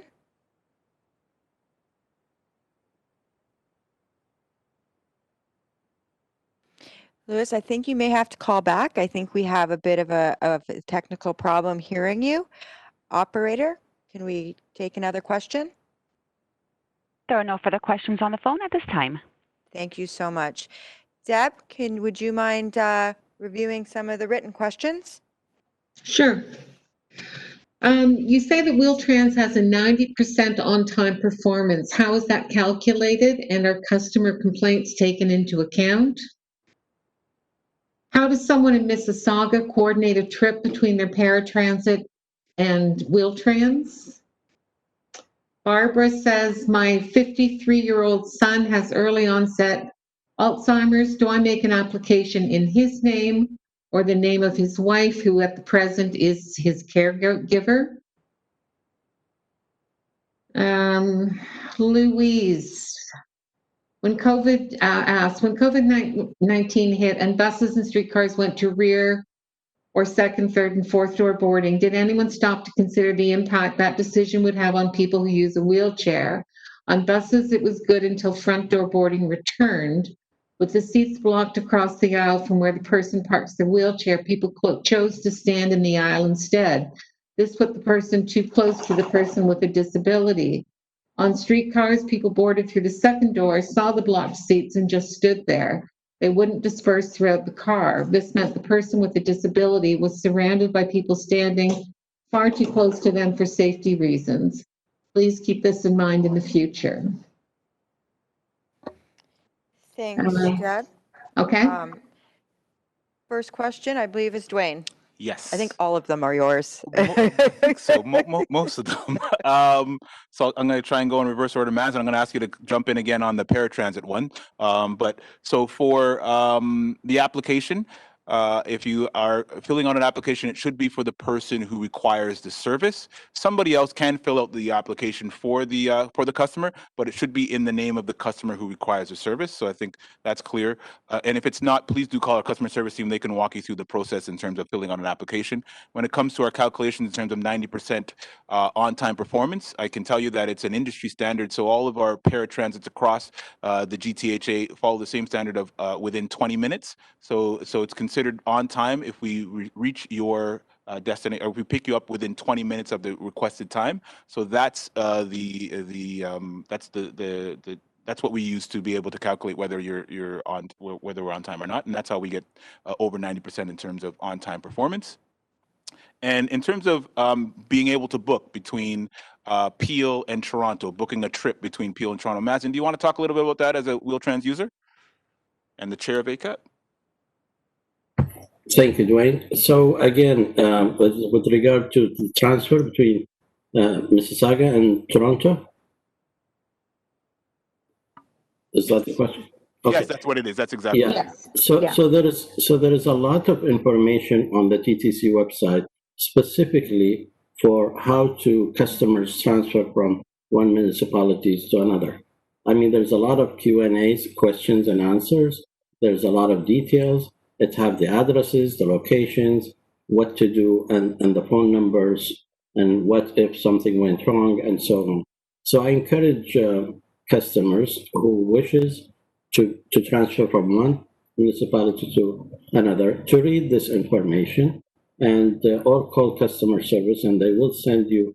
There's a booklet also, I believe, in different accessible format that you can use and understand.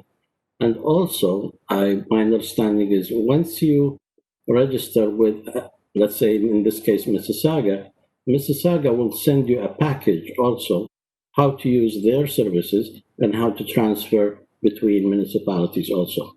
So I encourage customers to read the information because it's a lot of information and it's very useful too. I hope that will answer. That was great, Mazen. Thank you so much. We're going to turn it over to Kirsten Watson to talk about rear door boarding. So this is with respect to the comment that during COVID, we asked customers to board through the rear doors. And so we know we had some problems with accessibility, and we did receive customer complaints about that.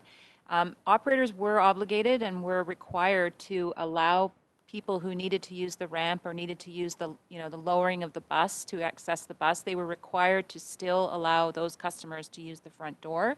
We actually started to do audits at known locations where we know we have a lot of customers with accessibility concerns or issues, and we held operators to account, those who did not allow those customers to use the front doors.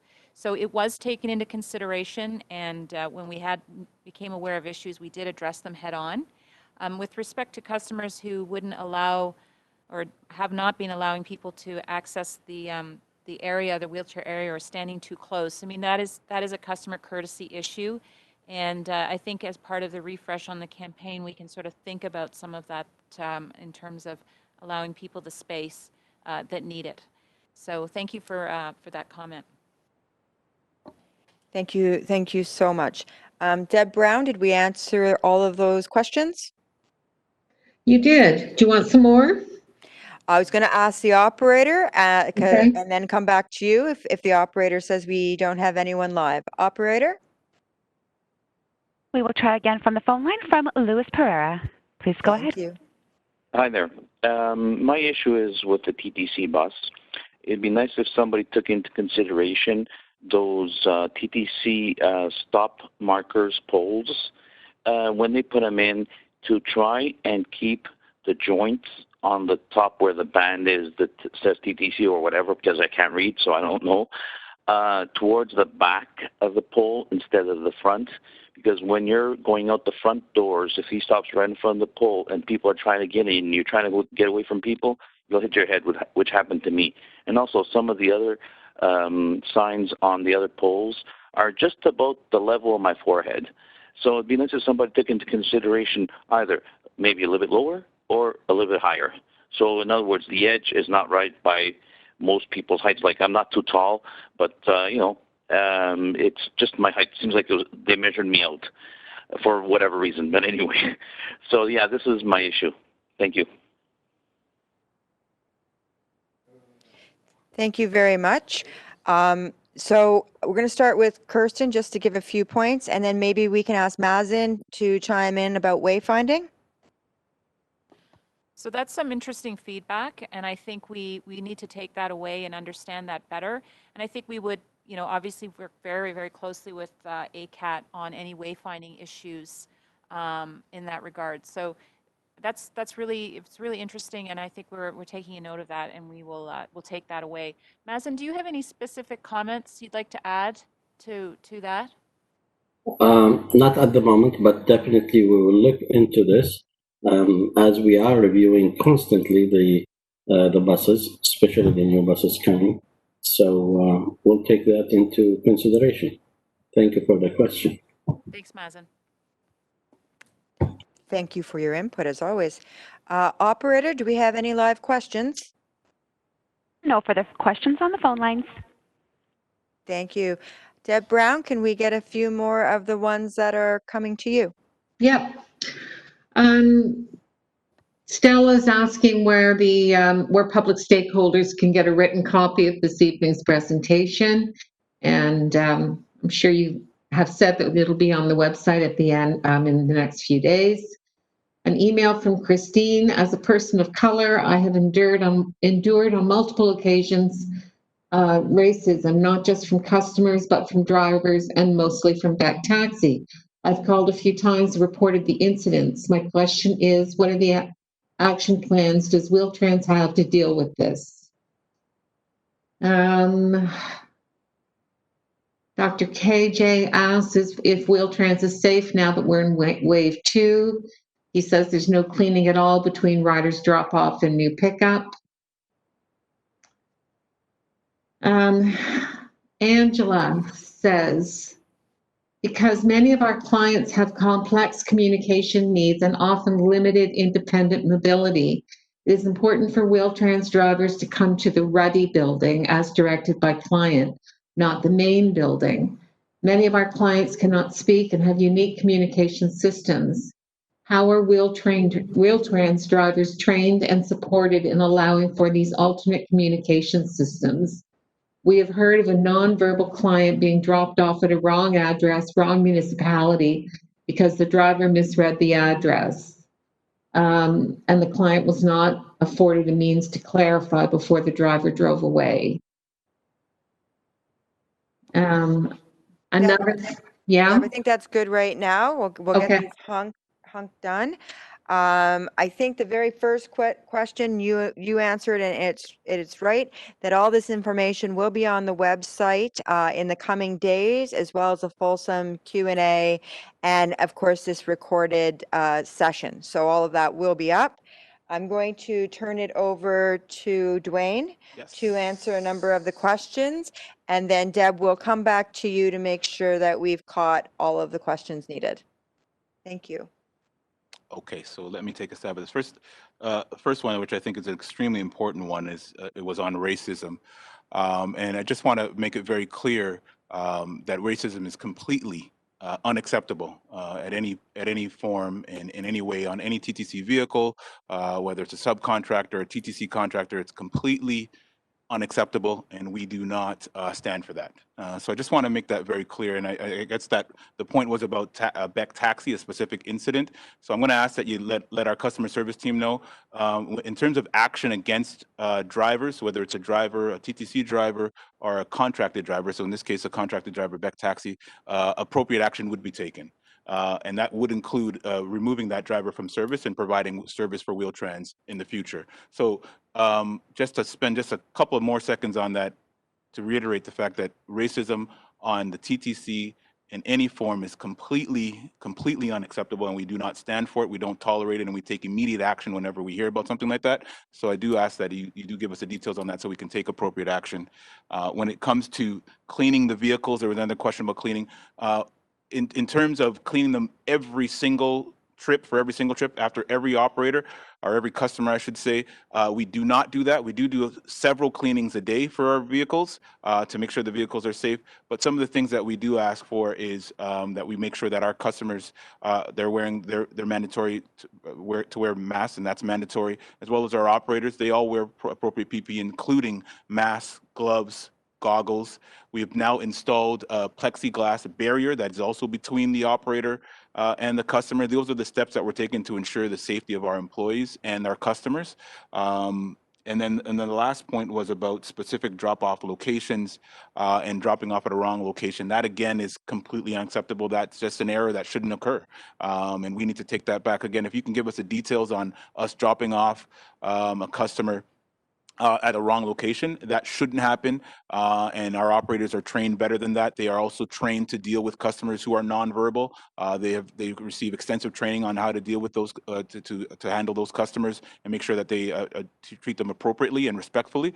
So again, if that has happened, please let our customer service team know that's something that we need to address right away. Thank you, Dwayne. Deb, I believe that there was one question on wayfinding as well, was there not? No, I think Dwayne got them all. Okay, that's wonderful. Thank you. Operator, do we have any live questions? You have a question on the phone from Zayman Karmali. Please go ahead. Thank you. Hi, everyone. Sorry, this is a follow-up question. I may have missed something here in terms of transferring from one region to another within the GTA. For example, let's say Peel to Toronto or York region to Toronto, what have you. I believe I heard that there's a working group that's involved in trying to make this process easier, and then I thought I heard someone else ask a question similar to mine, and then the answer was that all the information to transfer from one region to another is on the website. So I'm not sure what the answer is. Is it actually feasible to transfer within to different regions, like York region to Peel or what have you? Because in my experience, I've been told it's not possible. Or do I need to read up on the TTC website the instructions as to how to do it? Because right now I've been told it's not possible.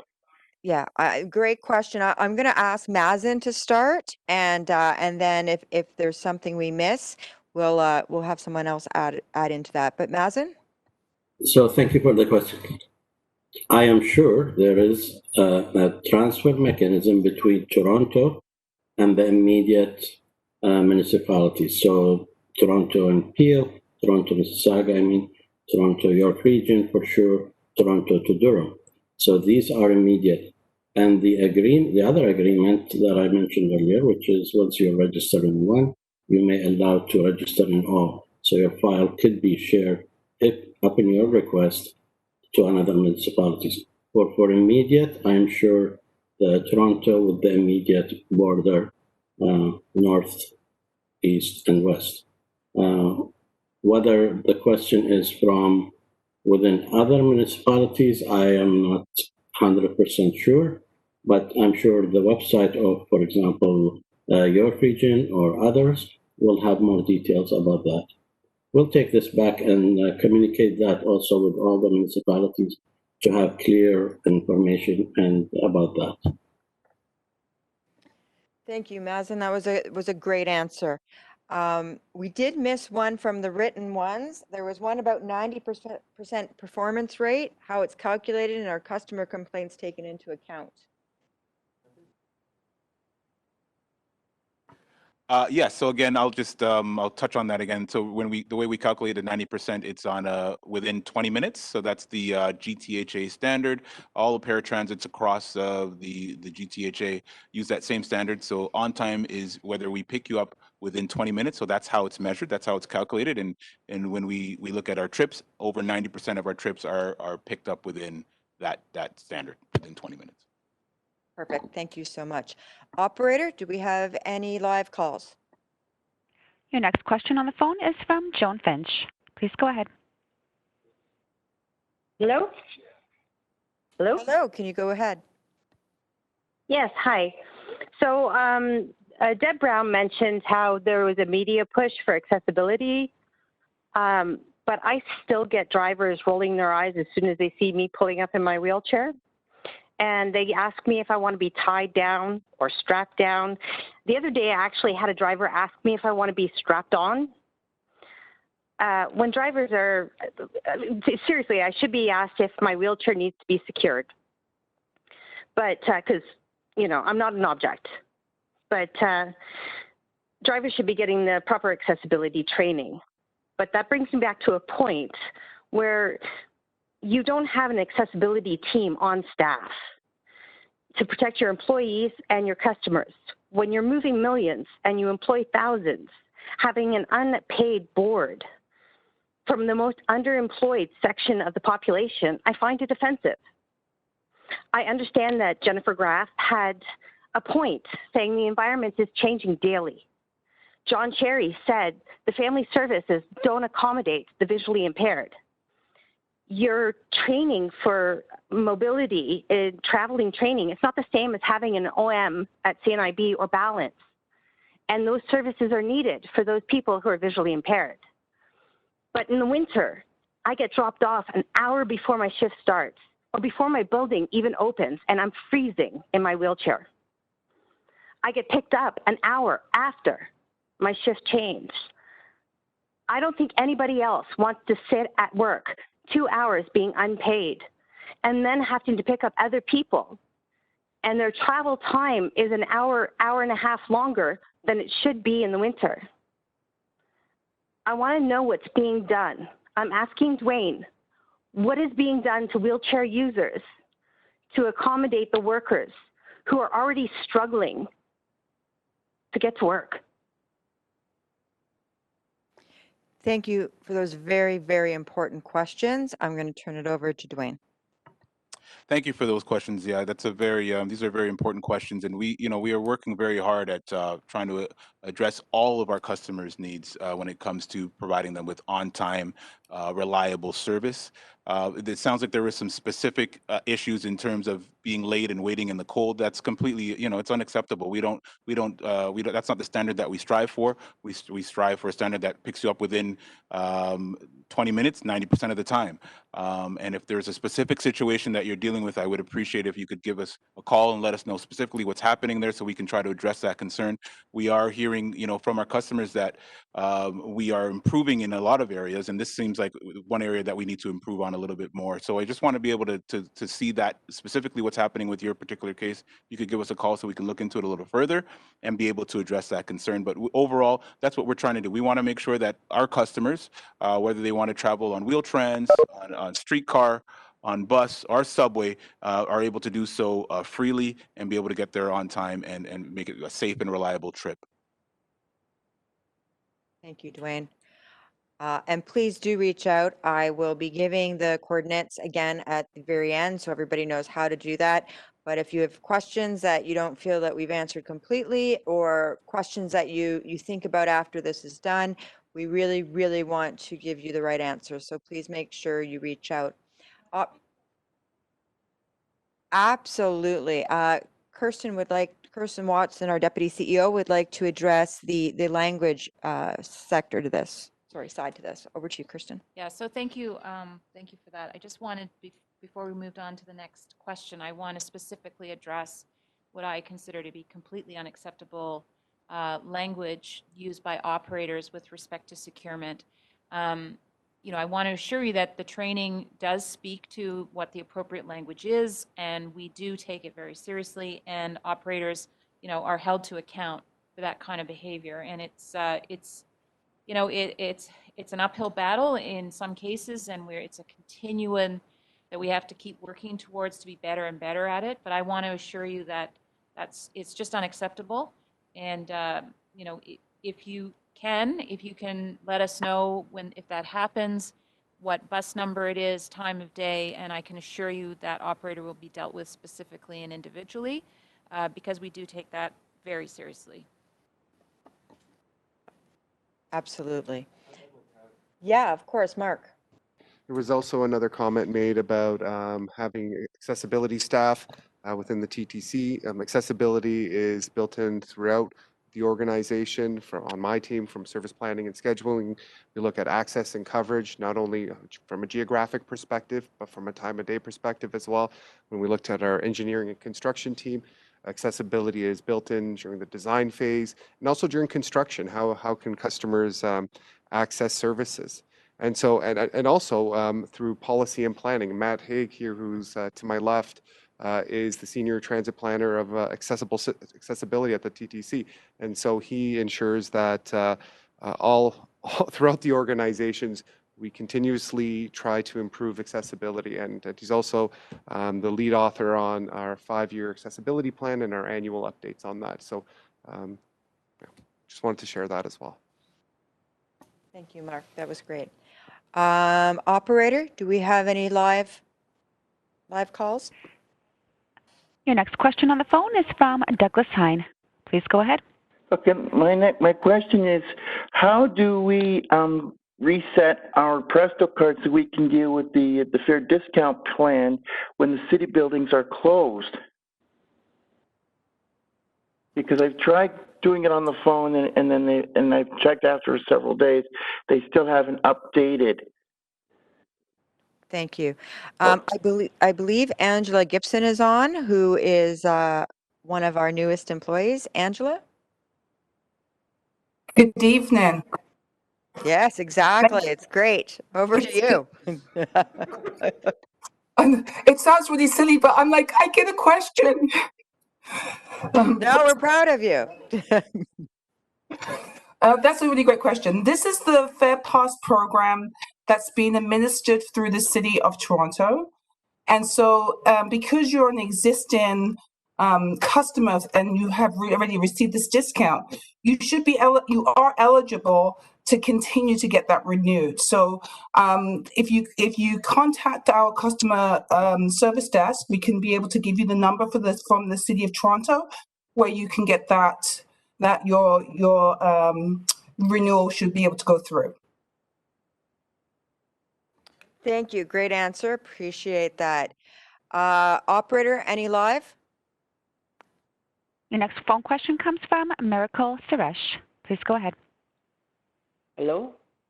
Hello. So I want to know, when is the TTC customer service going back to regular time up to 10 o'clock? And also another question is,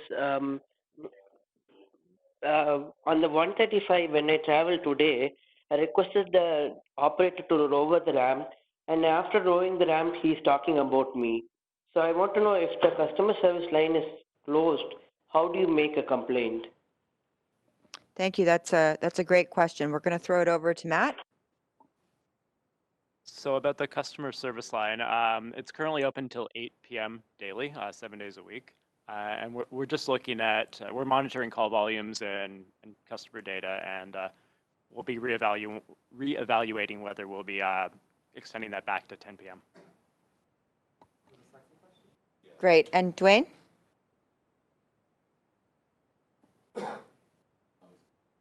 And then I believe the other part of that question was about an operator on the 135 route going around, and I think it was a personal comment to you made by him. So again, if you could call the customer service department between those hours to let us know the specifics of the operator and the bus number and the time of day, we'll be able to address the concern with the operator specifically. But we need to know the details related to the operator, of course, and then we can take appropriate action.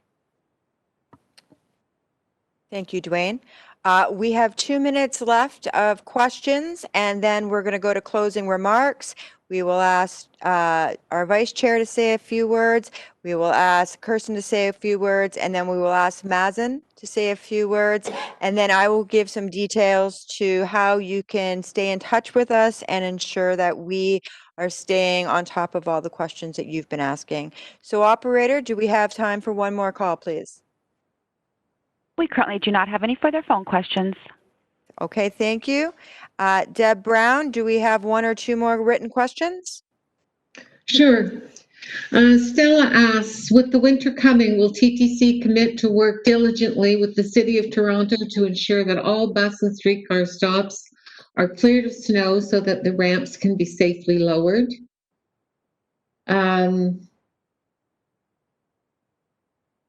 someone else, Jay asked, do we know what percentage of TTC employees use the TTC? Relevant because the more people use something, the more likely they are to see the issues and may become more aware of the frustrations that people with disabilities come across on a regular basis. We've answered the 135. Oh, here's one from Monique. I live in an area that is well known for seniors and individuals with disabilities, but right on the line of Parkdale. How come we can't get the community bus service to Dundas West Station? Okay, thank you very much. We're going to start with Matt. A couple of those questions were him, and then we are going to go over to Kirsten on the percentage of employees that use the TTC. Oh, sorry, Mark's going to take that one. We're doing this stuff live, so thank you very much, team. Live television, we're doing our best. Matt? Okay, I'll start with the community bus question. We do actually have a plan to extend that Parkdale bus to Dundas West Station. The exact timelines are shifting right now due to the pandemic, but we'll provide more information on that one when it becomes available. I think I missed a question before about when Wilson and Yorkdale stations will become accessible, so I just wanted to speak to that quickly. Wilson is on track. It should become accessible by the end of this year. We're building 3 new elevators there. And Yorkdale, that should become accessible next year. We're putting in an elevator, new escalators, ramps, lots of new things at Yorkdale. So that should be completed next year. Thank you. Mark? That's an interesting question about the number or the percentage of TTC employees that take the TTC. I think through our passes, we can figure out what that percentage is, and I'd love to put that in the package that that comes after this meeting and will be shared later on with the public. Thank you, Mark. So we're going to start with some closing remarks. I'd like our Vice Chair to say a few words. Well, thank you. Thank you so much. I want to just say just a couple of things. First of all, excellent questions, very thoughtful. If you didn't get an answer, please get in touch because the only way that we can improve services is if we really understand what it is that is needed. So, so please do get in touch. You know, COVID is really challenging us all, and hopefully we'll come out sooner rather than later. But, you know, there is the one interesting positive thing that it's done is actually sped up our learning. And you know, I think we always knew that when we made improvements, accessibility improvements, it benefits all of us. And COVID has just underlined that. So we will come out the other side and we will be much better as a service for you. I want to also just thank ACAT, just an incredible group of people. We get terrific advice. Mazen, in particular, you are just so generous with your time, and we learn a lot. Hopefully, we're listening to you, and if we're not, then just let me know because we really appreciate it. It's absolutely critical. And thank you to the staff. I hope you were happy with the responses. As you can see, we have a pretty dedicated group of people led by our dynamic Rick Leary, who, by the way, has been listening in. He's very modest, and you know, he's been listening in. So I'm sure he's taken notes, and will follow up on many of them. I want to also thank our board members, who many of them were not able to participate, but their staffs are online, and I think a couple of them are online too. So thank you to them. They also provide a lot of their time and I think are here for all the right reasons. So thanks again, and look forward to our next session. Thank you, Vice Chair. Mazen? Thank you. I would like just to thank everyone who made this session successful and happen. I would like to thank all the our customers who are dedicated for accessibilities and who are enjoying the accessible features of the system in the TTC. I also like to thank management for understanding us and believing in ACAT and all these good comments that we receive, because simply ACAT actually have statements to work on. One is nothing about us without us. Second, please move beyond the minimum standards when you design things, and come to us at early stages. So we do believe in those statements, and I would like to take this opportunity also to thank our ACAT members who work hours and hours, and we all in it. Are we perfect? Not yet, but we are doing our part, and we hope all our customer to encourage us, and we all work together. So thank you for all the effort that's been done so far. From ACAT, thank you. And thank you, Mazen, for all the hard work you do. Kirsten? Okay, so thank you very much for allowing me to help close out. So I've been to a number of these forums over the years, and they are always really great. I have to say we get so much really great feedback, both positive, really probing questions, raising issues and concerns that we actually haven't thought about. So this is always a really great event for all of us.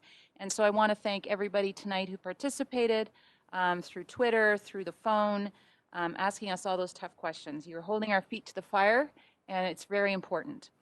I want to thank Natalie for your first forum and for getting us through this tonight. Went very smoothly. And Angela, you're going to get a lot more questions at the next public forum. I can feel it. And I just want to get a lot of thanks here, of course, because this is a unique situation this year, and there were a lot of people who worked very, very hard to pull this together. There were a number of dry runs. I want to thank Matt Haig for getting us all prepared around the questions, the Q&A, and just there's a whole team here behind me who's just making sure you can actually hear us as we go through this. So thanks to everybody. And a special shout out, and I think Dwayne would echo this, a special shout out to the Wheel-Trans team. Some of the compliments we got tonight about the team and the operators and the work that they do, we really can't say enough. They really pull it together, and they've done a tremendous job, and they've really met the challenge of COVID as well. So big shout out to the operators, the reservationists, the customer service team, and of course the maintenance team that keeps the buses running. And thanks to ACAT. They're always holding our feet to the fire. There's no doubt about that. So thanks, Mazen and team. And of course, thanks to all the customers and everyone who attended tonight. So really great evening. Thank you so much. Thank you. And on behalf of the TTC, I'd like to thank you, our customers, for participating this evening. You've been more than generous in providing your thoughts and ideas, and your input is valuable as the TTC continues to improve transit accessibility in Toronto. If you have any questions or comments, and I can't say this strongly enough, that were not addressed tonight, or if you have additional ideas throughout the year, please continue to stay in touch with the TTC. You can call us at 416-393-3030 or on the TTY line at 461-338-0357. You can get hold of us by email at accessibility.forum@ttc.ca or through Twitter via @TTChelps. Or you can do the more traditional method of sending us a letter to the office at 1900 Yonge Street.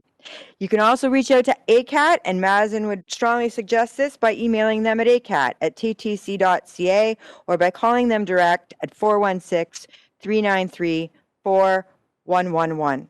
I want to thank everybody again for participating. This was a very successful event. We had over 200 people participate. Love to see those numbers double next year. Stay safe and stay together. Thank you, everyone. See you next year. Right.